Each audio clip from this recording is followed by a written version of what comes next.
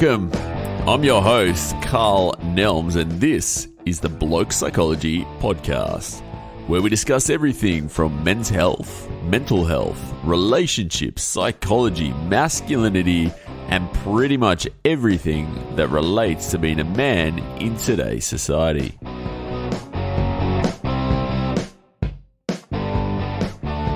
Today's episode features Mr. Eric Leckie and Mr. Travis Monk. Now, these guys are physios, and they run the Online Prostate Physiotherapy Clinic. It's a one-of-a-kind, potentially a world first, and they are very passionate about men's health, and in particular, prostate cancer, and supporting blokes through that journey. I learned a hell of a lot, and even if you're not interested in prostate cancer, you think, nah, it's not for me, I'm a bit young, I would highly encourage you, check out this episode because you will learn a hell of a lot. I know I did. Prostate cancer impacts a huge amount of guys around the world and in particular in Australia. So even if you're lucky enough not to be touched on an individual level, you can almost guarantee that a mate or a family member will be at one point or another. And I think it's an area that we need to be talking a hell of a lot more about. Enjoy, guys. And we are live. Welcome back, everybody, to the Blokes Psychology Podcast. I'm Carl Nelms, your host, and today I am here with two gents who have a very interesting business venture. I'm here with Travis Monk and Eric Leckie. Welcome to the Blokes Psychology Podcast, guys, and thank you for giving us your time. Thanks for having us on, Carl. Yeah, thanks for having us, Carl. Both really excited to be on the podcast and share part of our story. Excellent. And I know, Trav, we met, I can't remember how long ago that was, a year, 18 months ago, as you were just about to start this venture, I think. You obviously have a passion for men's health, and you were telling me about your plans, and look at it now, it's live. You guys are both physios, and you're running an online prostate clinic for men. So tell us a bit about that origin story and how it came to be. Yeah, I guess we did catch up probably about 8 to 9 months ago. I was actually doing a bit of research into that, Carl. So looking back then, a lot's changed, and we have become live. Sort of been a growing passion that's kept building and building. So at the moment, we're live, and we're sort of starting to trickle in and treat some more and more patients with prostate cancer. But it's been quite a journey so far, as Eric will vouch for as well. So I guess a good place to start would be talking about our story, how Eric and I come together and how we developed this interest. So Eric is Canadian, as some people might hear in his accent later. We both met we went to uni together at Melbourne Uni, doing the postgrad physio program there. And within that program, it's over 3 years. They fit a little bit more than the meat and potatoes physiotherapy skills. We also did a lot of health promotion subjects within that. So as part of that, we were in a group of 4, myself, Eric, and 2 other close mates. And we were based out in a men's health community out in Mount Waverley in Melbourne. And within that process, we had a look at the community, and it was men's health. So it was guys mostly over the age of about 60 getting together once a week doing exercise classes. And so from that, we sort of spent a good 12 months with that community, getting to know their needs and how we could help them. And I'm sure Eric and I were sort of on a similar path entering the program, thinking that we wanted to get into some more elite sporting environments out of it. But I guess being involved in this journey and understanding the roles that physio can have within men's health, we sort of slowly built a bit more of a passion outside of what our original interests were. And I guess it just developed from there, that we got to know the needs for men.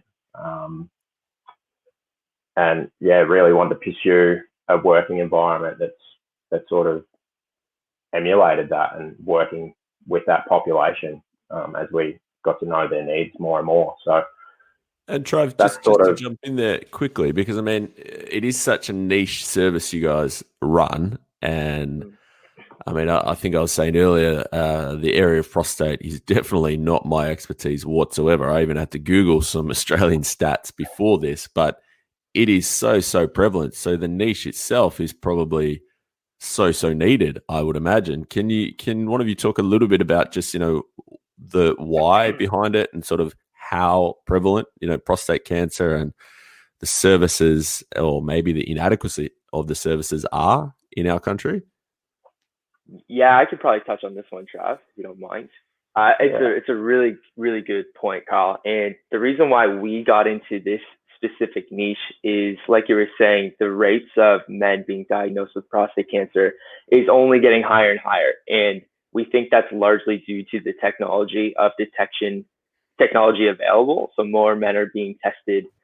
And that painted a picture in our minds with, okay, how are these men being treated and what options do they have made available to them? So typically you'd go to see a urologist, which is a men's health specialist that specializes in prostate cancer. And you'd get a few tests done, such as your prostate specific antigen, and then they could do a biopsy and a prostate check from there if deemed appropriate. Mm-hmm. So what happens is men typically find themselves in one or two parties where they go get tested and they have a really low PSA level. That means it's a very low grade prostate cancer, or men have a more aggressively persisting prostate cancer where they need the surgery within a couple months. So Eric, can I just pause you for a second, just because I hate to interrupt, but I know one of go ahead. I don't know if it's a myth, but one of the, they make a lot of fun of it on TV, for example, the testing of prostate. Now, does it still involve the fingers up the rear? Yes, I think it does. There are other testing mechanisms, but that's still one of the more prominent. Still the main one. That you have to look forward to. Just wanted to check if that was a myth or not. Please carry on. But just to interrupt there again, Carl. So the validity of those tests are becoming less and less. So men fear not that it's slowly getting phased out because the blood test is becoming much better, and also the technological increases in MRI is much better to detect cancer. So that was probably a little bit more old theory that might still be done within clinical practice for a urologist, but more and more phased out. So just mostly relying on an MRI and blood test now. So that fear can still be there, but hopefully the digital rectal exam is not on the cards if you're getting your checkup. Yeah, good point, Trav. I feel like a lot of listeners can breathe easy now after hearing that one. So as I was saying, with those two parties, what we found is that, let's say you were diagnosed with a really low-grade prostate cancer. What typically happens is your urologist will say, okay, we'll see how you go. It's not likely to progress all that quickly. We're going to retest you in another 6 months or whatever they deem to be appropriate. So that's when Trav and I kind of came into the situation with our physiotherapist hats on and said, well, we know that there's a lot of research into lifestyle modifications for helping men, improve their overall health and fitness, which directly implicates and helps to potentially slow the progression of their prostate cancer, among a whole other factors.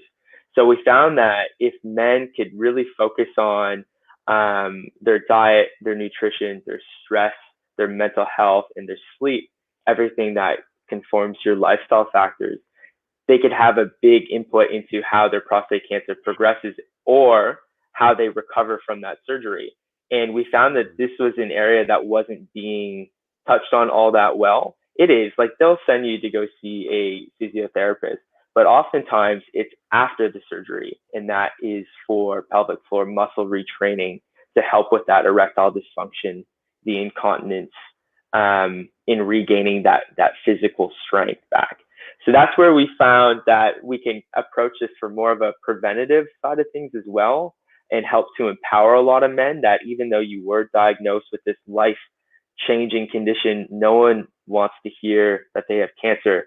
But there's a lot that you can control, that you can start right now, that could help improve your situation in the long term. And that's what we've based our model around. Very cool. Very cool. So, would I be? That was one of the other questions I had for you guys. Would I be right in saying that, regardless of where people fall on the prostate sort of diagnosis stage, whether they've stage 1, 2, 3, or they've had surgery or they're pre-surgery, that your service can assist them in one way or another? Yeah, for sure. So as Eric was saying, like in an active surveillance, low-grade prostate cancer, there's so much that can be done that's sort of not within the traditional role of healthcare at the moment. A lot of lifestyle factors aren't being addressed before getting a surgery. So that's one area that can really make an impact, and research is starting to support that, all the way through to advanced cancers where the cancer has spread to other parts of the body. Men might be on an androgen deprivation therapy. So unfortunately, for some men, that might mean castration. Shit. So that can have some quite a big effects to their physical health. So there's a lot more research showing that if we can get those men doing some structured exercise, that can sort of help to reduce those side effects that they might be experiencing. So, and the most known one for physio is that post-surgical recovery of the pelvic floor. But I guess what Eric and I are trying to do is really expand upon the physio's role just from being that. And there's so much more that can be on offer. And going back to your previous question, there's 20,000 men diagnosed with prostate cancer in Australia annually, but 95% of them live beyond 5 years. So the survival rate's actually really good, but the quality of living can take an impact. And what is the mortality rate per year? Do you know off the top of your head, Trav or Eric? I was looking at this the other day. I think it's only within Australia specifically. I think it might only be a couple of thousand, about 3,000 per year. So there are still men with advanced cancer that are dying from prostate cancer, which is absolutely unfortunate. That for the large majority of men, they do survive quite a long time with the cancer. And that comes back to our increases in sort of technology picking them up. And from the age of 55, it's recommended that they start getting these blood tests. So that it is getting picked up a lot earlier. And another factor is that a lot of men are being overtreated with unnecessary surgeries instead of actually making some of those lifestyle changes within that active surveillance period to try and slow the progression of the disease. Is that, when you say overtreated, is that because of lack of knowledge on the practitioner's behalf, or why is that? I don't want to put the burden on practitioners or urologists. That can come down to the anxiety and fear from men living with a cancer is quite foreign. And a lot of treatment decisions are driven by fear and anxiety. So a lot of men will hear cancer and then there'd just be a tunnel. Let's get rid of the cancer, instead of actually taking an approach where it's like, well, you've got a cancer, you can live with it, we can monitor it. But hey, let's have a look at your diet. How much physical activity are you doing? How much exercise are you doing? That can all sort of play a role in trying to keep it at bay. Mm-hmm. And even to touch on that too, Trav, with recovering from that surgery as well, you're going to still have doctor's appointments after the surgery, but we feel that you need a lot of personalized coaching to help you pick up those pieces after the surgery has kind of resolved itself, because a lot of these men are going to be left, unfortunately, with issues such as incontinence, so leaking of urine, sexual dysfunction, all the really terrible things that you hear about that kind of adds into that anxiety for men, where we find that if you focus more on really personalized coaching, we like to use the term coaching through those different stages and empowering these men that, hey, you don't need to just rely on drugs or equipment. These are a lot of things that you can start doing now with specific advice, could really help with that quality of life moving forward. Because as Trav was touching on, even though the survival rate is really, really promising and positive, we want to make sure that these men,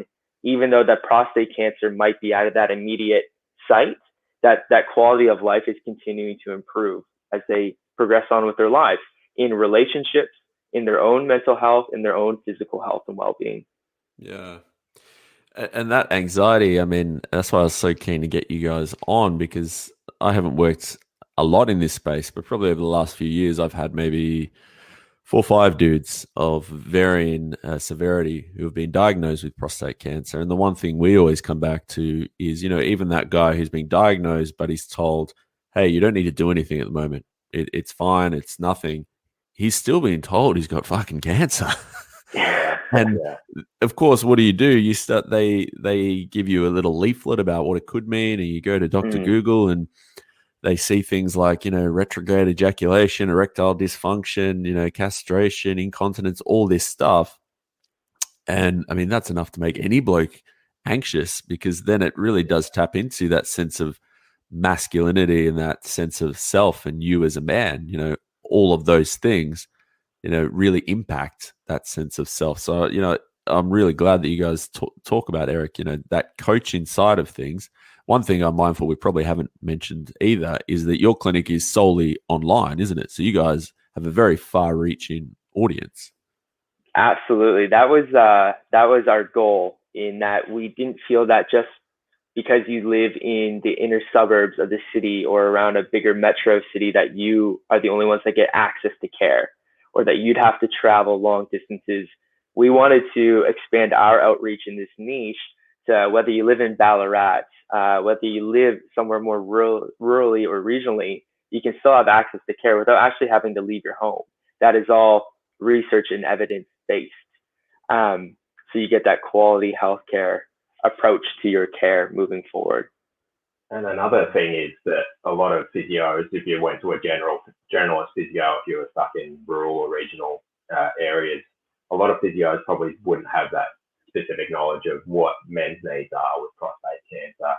And Mm-hmm. similar to your service, Carl, I think we wanted to tackle it from a blokes treating blokes perspective, because uh, healthcare is quite a feminine environment, and we want to sort of reduce some of those barriers that men might be experiencing. Just to have a chat is probably more important, just having a chat with someone and not having any sort of fear regarding what they're actually talking about, because some of the problems are deeply personal, that regarding erectile dysfunction and incontinence, and some of these men just really don't open up to a lot of people about this. So we want to sort of address some of those issues as well within sort of the physiotherapy profession.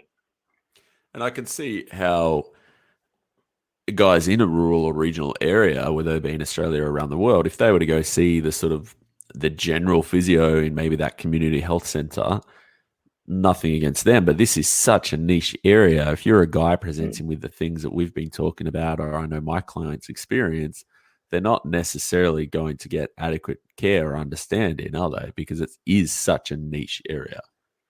That's right. And a lot of the times what we find is some men will actually be put off by that, because it's such a confronting experience. If someone has had that prostatectomy where they get that removed, or one of the other various surgeries or treatment methods, and then they go to see just a generalist physio that might know base level knowledge on pelvic floor, and then are getting touched and, trying to be cued to do these different exercises incorrectly, and they're not seeing any value or any progression from that, they're not going to want to touch it ever again, which is really disappointing, because we know from the research that there's so much benefit to be made and to be had through really specific coaching. So yeah. Just on the rural and regional thing, that the little research I did do prior to chatting with you guys, I saw a stat. Can't remember where I saw it, but I'm assuming it was roughly accurate, that I think it was 25% higher, I think, prevalence of diagnosis of prostate cancer in rural and regional areas. I don't think it was mortality rate. I think it was the diagnosis. Does that sound correct? And if so, I mean, is that because of those, as you guys have both talked about, those lifestyle factors that really do have a significant impact on diagnosis and treatment outcomes and quality of life?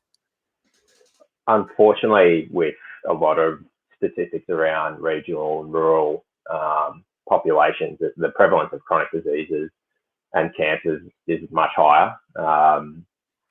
So that does come down to multiple factors, being sort of that lower socioeconomic status and some of those lifestyle factors, such as diet, nutrition, physical activity and exercise. So a good story and good sounding board for what Eric and I have already sort of gone through a lot of the times. We did a placement out in Avoca. If anyone knows where Avoca is, it's near Maryborough, between Ballarat and Bendigo, which we did a 3-week placement out there, and their access to care was very, very minimal. So sometimes Eric and I will always go back to how can we reach that person within Avoca that actually has a statistically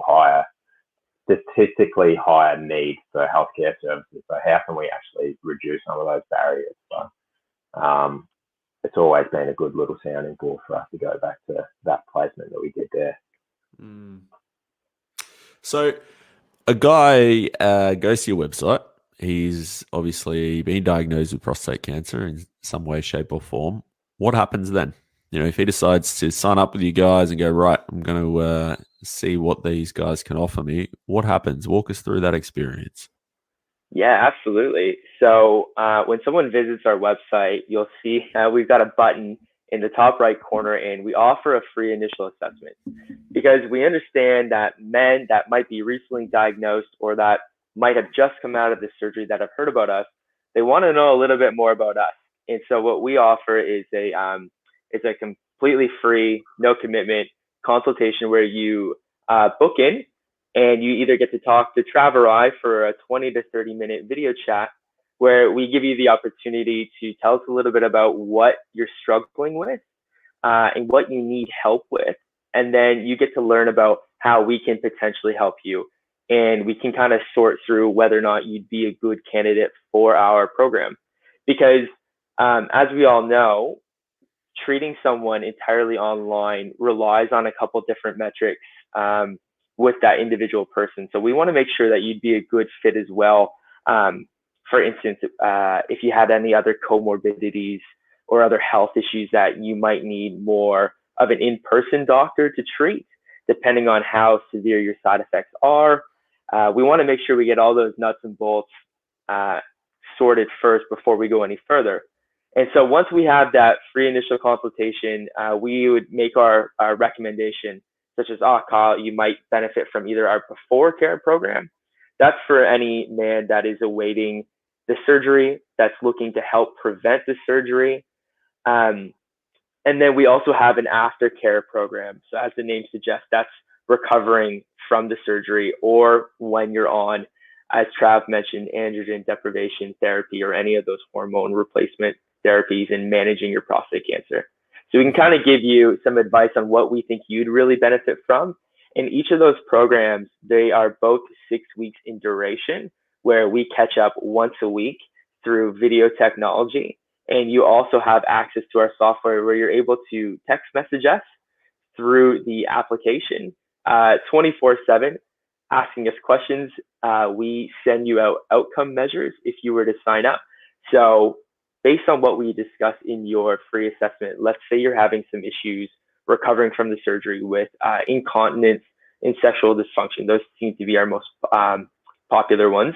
We'll send you out an outcome measure to get a good baseline measure of where you currently are right now in your process. And that gives us a good indication of the steps that we need to take to help you get back to that recovering your continence and sexual dysfunction.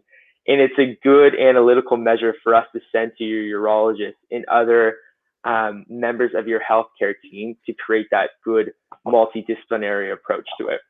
So we want to include everyone. We want to make sure that all of our clients feel that we are staying in contact with our healthcare team. And then, we see you through that 6 weeks of treatment. We have our own Facebook page that we add our clients to afterwards for continued care. So we don't want anyone to feel like they've just dropped off.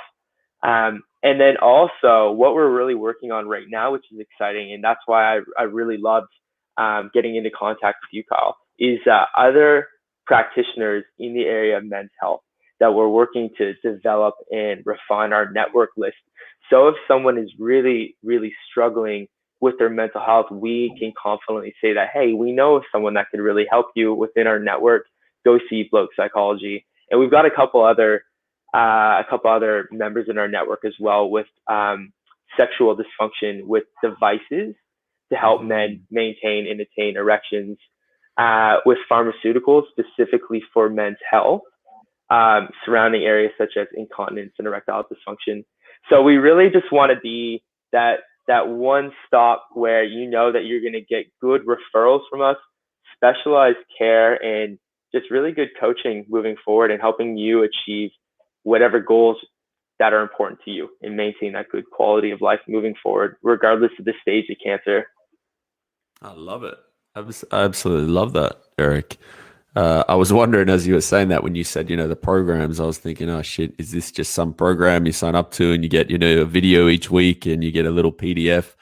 But I mean, it sounds so much more than that, isn't it? I mean, you guys are meeting with them, what, weekly is it?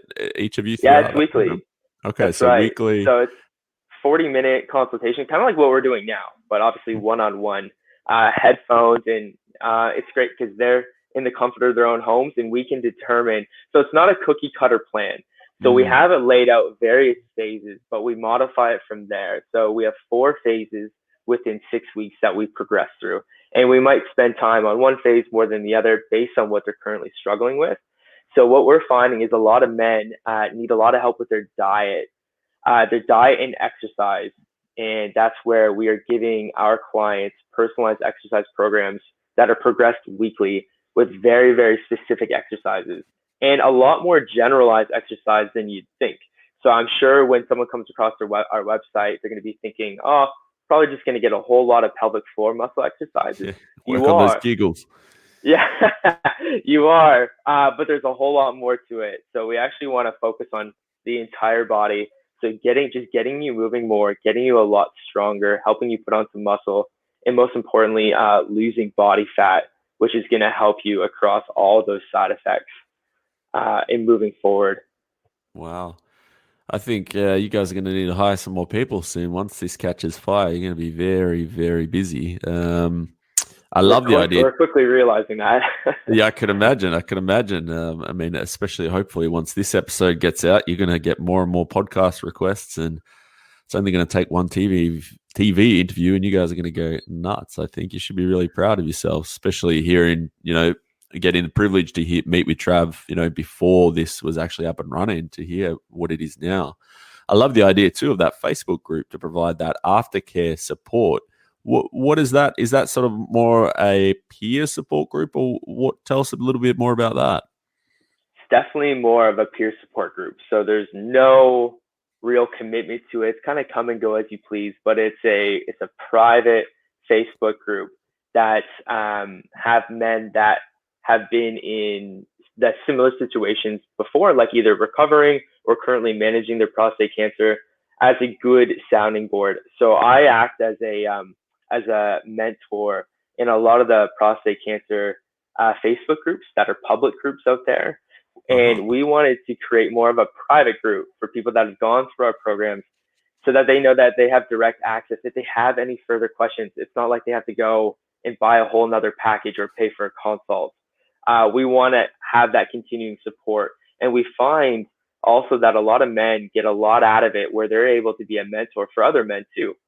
They get a lot of value out of that in satisfaction of, okay, I'm now able to help someone through a similar stage that I was pretty recently in. And it must be really good for guys who are sort of just starting the process to be able to hear from other guys who are 3 steps ahead of them and go, oh, shit, look where they are now. I mean, that must be really, really powerful for them. Yeah, absolutely. And to be honest, it is one of the new features that we've added. So it's slowly building up. Like I was saying, there's no commitment to join it, to join the private Facebook group, but we are hoping that we are going to build it bigger and bigger. So there's a few members in it already, but it's primarily Trav and I answering those questions and providing that support. But like you were saying, Kyle, we have every intention to keep adding people, our personal clients to it over time and hoping that builds. And much of the credit, the Prostate Cancer Foundation of Australia have a lot of support groups in physical locations all around Australia. So men also have access to that. And as Eric mentioned, there's also other prostate cancer support groups on platforms such as Facebook that they can already access, but we want to sort of create our own little community as well that have specifically gone through our treatment programs. Yeah, I love it. Love it. Just quickly, because I want to grill you guys about your other passion, which is obviously telehealth. But guys listening to this, at what age do we need to start worrying about prostate cancer, putting it on our radar, going to the dreaded GP for a lot of blokes and saying, hey, let's talk about this. Let's talk about testing and whatnot. Yeah. So for men, it's recommended if they've got a family history of prostate cancer, it's recommended they start thinking about these things when they're 45, start going to their GP, getting some of those tests that we just discussed earlier. Otherwise, it's recommended from the age of 55 if there's no family history of prostate cancer. And that would just be to see whether there is any underlying low-grade cancers by doing some of those tests, and then you might get placed on an active surveillance program, as we've discussed. Or in the worst-case scenario, you might pick up a higher-grade cancer earlier on. But usually using that family history as a bit of an indicator from there. Okay. So you heard it, gents out there, 45 or 55. Telehealth, boys. So obviously this is something I think a lot of health practitioners have had to dive into recently due to the COVID-19 crisis, which we're recording on Saturday. What is the date today? I don't even know. 17th, I think? 18th. There we go. 18th. So we're deep into the days at the moment. Yeah, it's just wash, rinse, repeat. We're deep into the lockdowns at the moment, community restrictions. So I know myself that we've had to, even though we've always provided some telehealth, we've had to dive into that and really promote that a lot more, but also, become a lot more accustomed to it. But obviously, this is your entire business. So this would just be your bread and butter. So tell us a bit about the passion for telehealth, because I know when I first met you, Trav, that was one thing you were very, very big on. Yeah, so it was a funny sort of circumstance that sort of led to Eric and I choosing a telehealth platform. It sort of led from just initially starting working and just seeing some features on some of the software programs that I had access to, and a lot of physios have access to under a program called PhysiTrack. And 12 months ago, they had a telehealth feature on that. And Eric and I brainstorming sort of how can we get into this sort of space and how can we have the biggest impact. We sort of nailed it down to telehealth, and really, I think the long list of benefits far outweigh the barriers to telehealth. So, and again, going back to that man in Avoca, how can we access them when they need to access us most? So, we really want to have a bigger reach and not just be in the confines of a physical location, and particularly give those men specialists or expertise in care of prostate cancer from a physiotherapist to anyone. So I guess the biggest benefits are for some of those people that are in rural and regional areas, but it's not just limited to them. It's also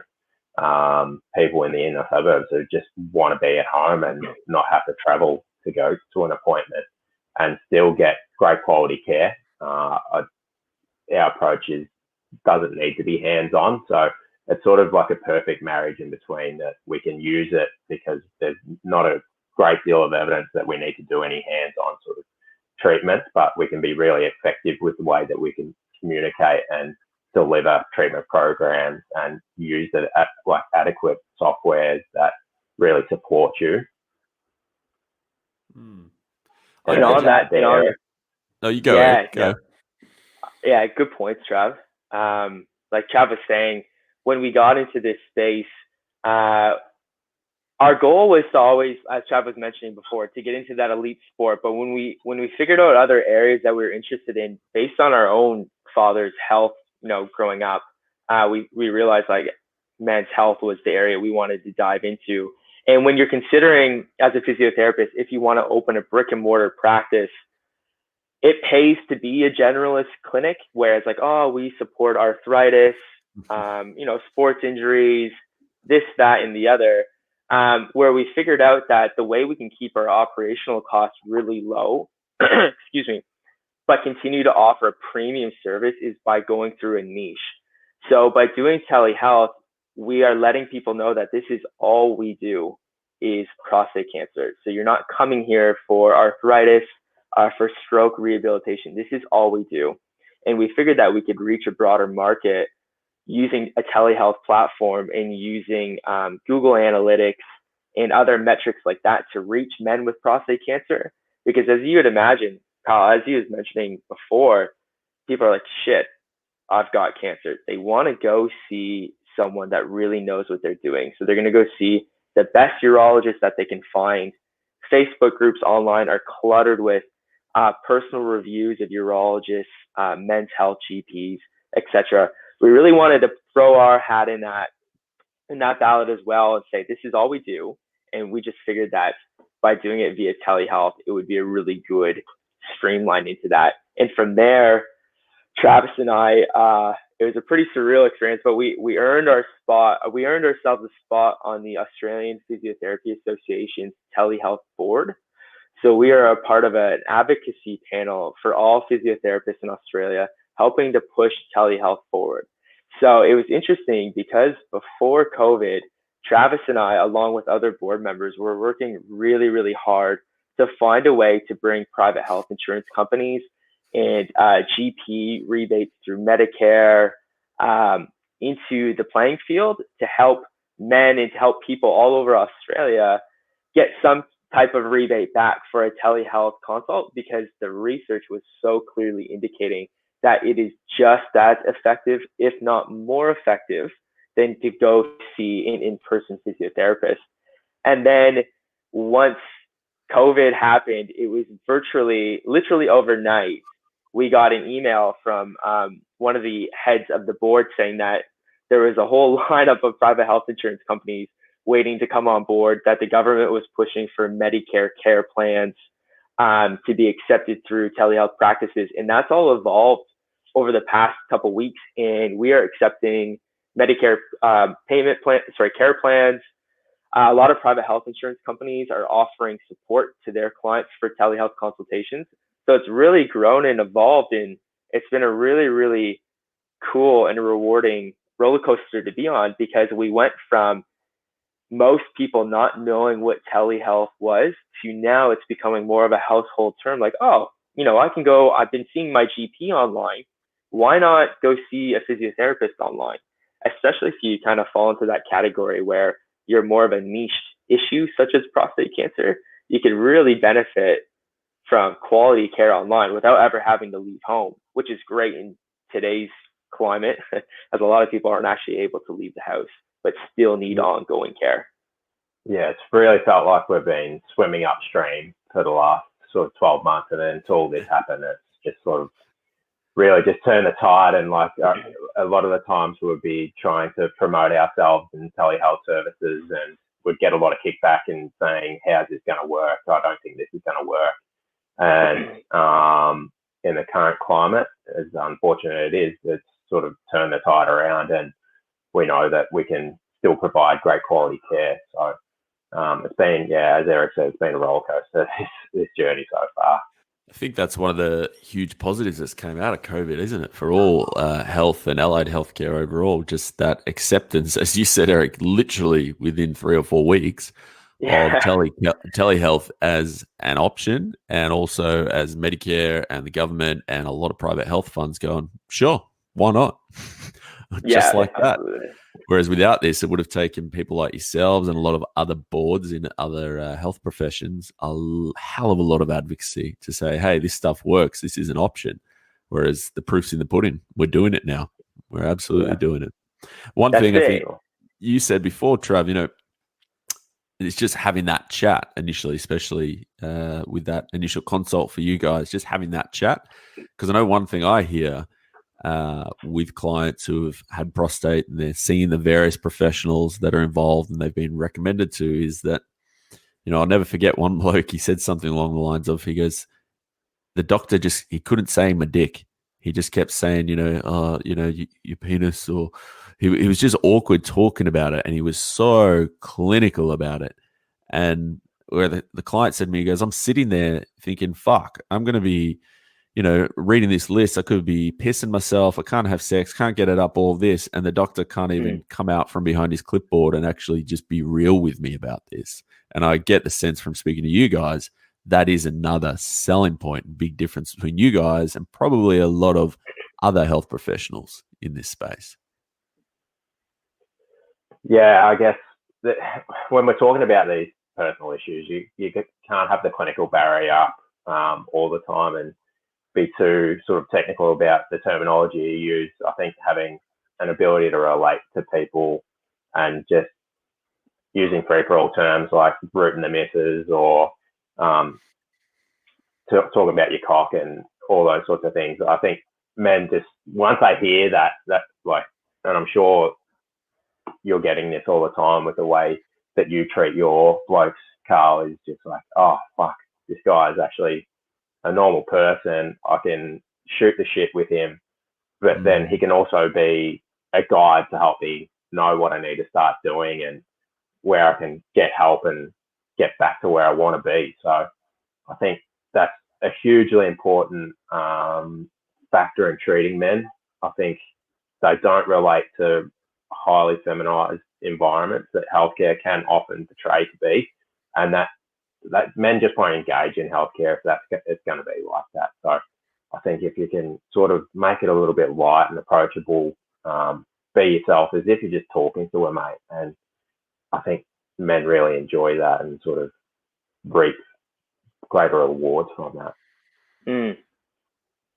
Well, it's that trust, isn't it? I mean, Sure. In our profession especially, but in like any allied health setting, if you don't have that rapport, if you don't have that trust with that clinician, it doesn't matter if they're an associate professor in that space. If you don't have the rapport and trust them, you're not going to follow what they tell you. Therefore, treatment outcomes aren't going to occur. Absolutely. That's probably the most rewarding aspect of what we do is after those first couple of consultations and you really start to build that bond, because that's at the end of the day what it is. We're helping coach you, but we also we want to be your friend, like we want to be mates. And once that comes across and you're able to get down to the really nitty gritty, cut the fluff, and just get into it, that's when the men really start opening up about some pretty deep problems with intimacy that they're currently dealing with. And we just give them strategies like, hey, go out and try this, or bring your partner into one of these consultations. We would love to go over strategies with both of you because it's a teamwork approach. And we found that's worked really well. We just get to meet the coolest guys and just get to help them. And we learn a lot from them too, that we then reflect on, Trav and I reflect on together, and we bring that into the next patient, into the next consult. So it's constantly evolving. We're always learning. But like you're saying, Carl, if you just got to get out there and say it. And we call it man speak. They don't want to hear us citing articles. Can we? Yes. That's probably how we would speak to your urologist or your GP, but that's not how we speak to you. Just get down to it, have a conversation, and make some progress. Yeah. And I think our philosophies from a business perspective are so similar in that regard, isn't it? I love that, Eric, cutting the fluff. I've never heard of it but I think I'm going to have to use that on my next Facebook ad. I think cutting the fluff. Go for it. So, gents, is there anything else you feel, I'm mindful there's probably a lot of guys who listen to this, probably some who've been impacted either personally or through a family member with prostate cancer. Is there anything else you would say to those guys who are listening and have had that lived experience of prostate? Yes. I think I can speak for both Trav and myself, where we want to say that we can understand how difficult of a situation you could be dealing with right now and how hard it might feel to want to discuss this with someone else. We know a lot of these guys that we're treating have just kept it to themselves and not even wanted to talk about it with their partners. So we understand the ramifications of that. But we just want to let everyone know that if you are willing to have that chat and to start seeking some really good help, we would love to be there for you. And as we were mentioning earlier on, we've got a free initial consultation. Everything is extremely private and encrypted. So it's, commitment-free chat. Let us know what you're having problems with. Our website has a heap of information on there. We like to think that we've recorded a couple of really valuable videos on how we go about treating. So if you're wondering, how do these guys even treat me online? We've got a video for that on our homepage. If you're wondering, why do I even need physiotherapy, or how can it help me? We've got another video. They're really short and concise, so we won't take up too much of your time. But we would suggest, and we would invite any interested man to visit our website. And we'd really, really enjoy the opportunity to meet you and to potentially help you. And if not, refer you on to someone that can. But And another core philosophy of ours is putting you back into control of your own health. I think a lot of men go bananas if they've been told they've got cancer, but they're told to sit and wait on it. I think a lot of what we do is giving some purpose to go towards their next urology visit and sort of determine what changes they can make themselves without that urologist telling them what to do. So we're sort of like a bit of a middleman there as well. So a lot of the time they can be doing things to improve their own situation. And we just want men to be really open with their care.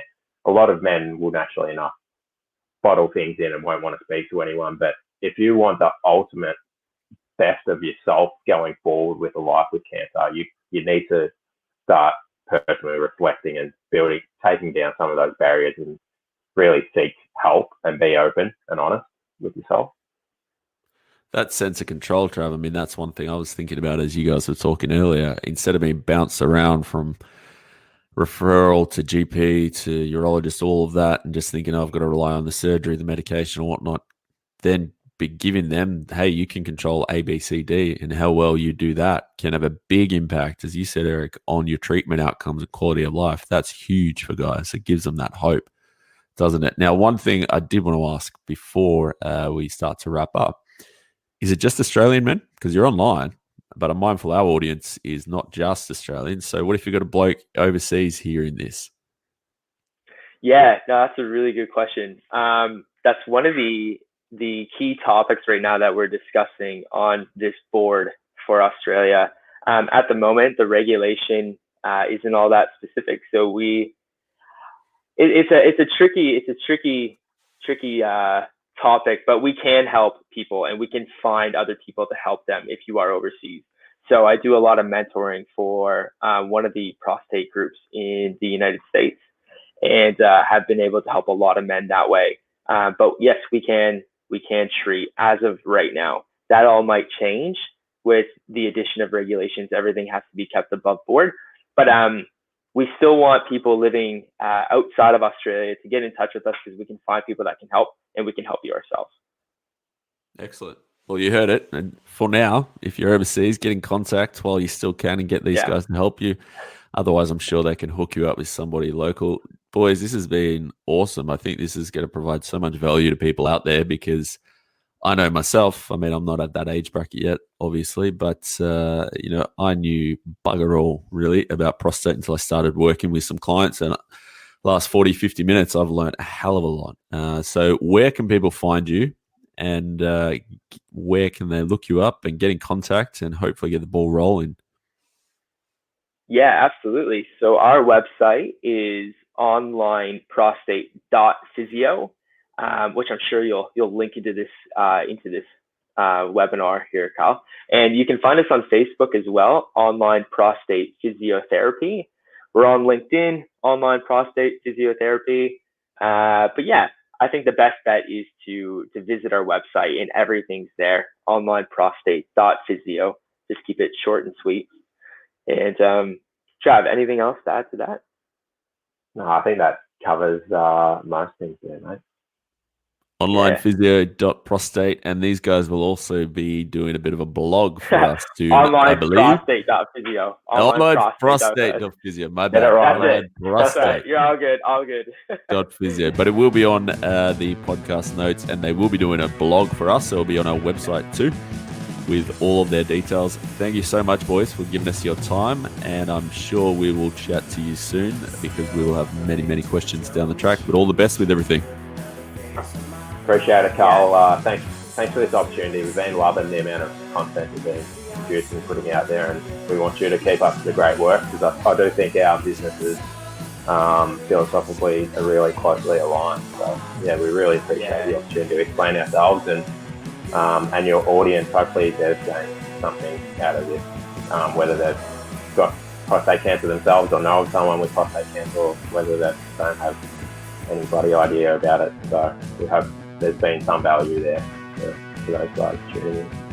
Yeah, hats off to you, Kyle. You and your team are doing fantastic things, and we've really enjoyed kind of watching your journey and all the content that you post out. So good on you guys. It's been really exciting to see. Thanks, boys. Look forward to your growth. We'll chat soon. Thanks, Sounds good. Thanks again for tuning in to the Blokes Psychology Podcast.